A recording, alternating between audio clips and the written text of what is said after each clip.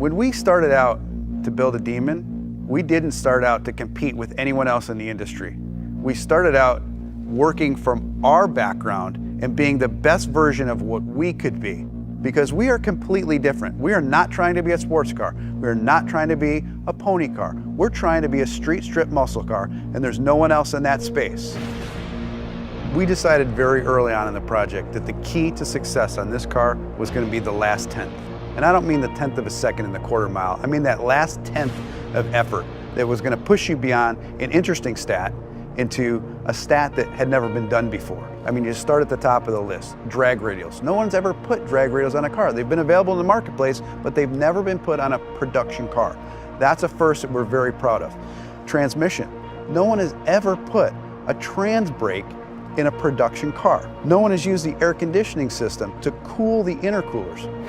The Demon engine is all new. It's not a tuned up version of our Hellcat engine. The only part that carries over is the cylinder head. We deck honed the block, which is something you see on high-end race car engines. New crankshaft, new connecting rods, new pistons, new camshaft, all new valve train, and a new larger 2.7 liter supercharger. So all of those things that make it a dedicated drag car, all of those things that make it awesome on the strip, you can completely modify. You can make this car as comfortable or as crazy as you want it to be.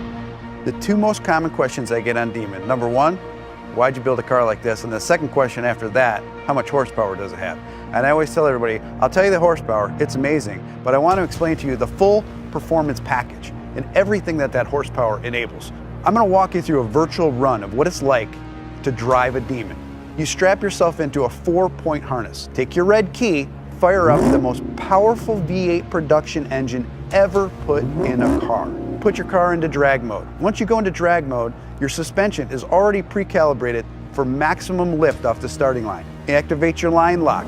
Start spinning your drag radials. Get them hot and sticky over 200 degrees. You literally have dripping rubber off of your tires. You creep to the starting line. Adrenaline is flowing. You're pre-stage. You're 7 inches away from launching this car. Trans brake, check.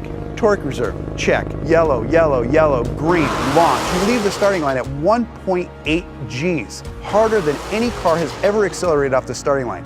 That force puts a ton of weight on the rear end of this car, forcing the front end up in the air. It pulls a wheelie. First gear, second gear, 0 to 30 in 1 second.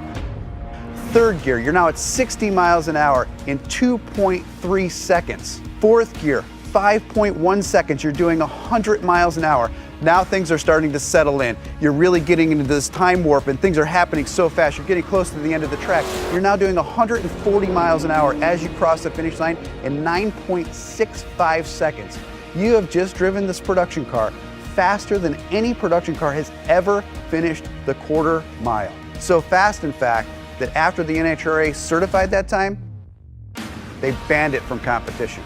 And it took 840 horsepower and 770 pound-feet of torque to do that. Being banned from the NHRA with this car at first sounds like a negative, but reality is it's really huge street credibility for this car. Even the National Hot Rod Association says you've pushed too far.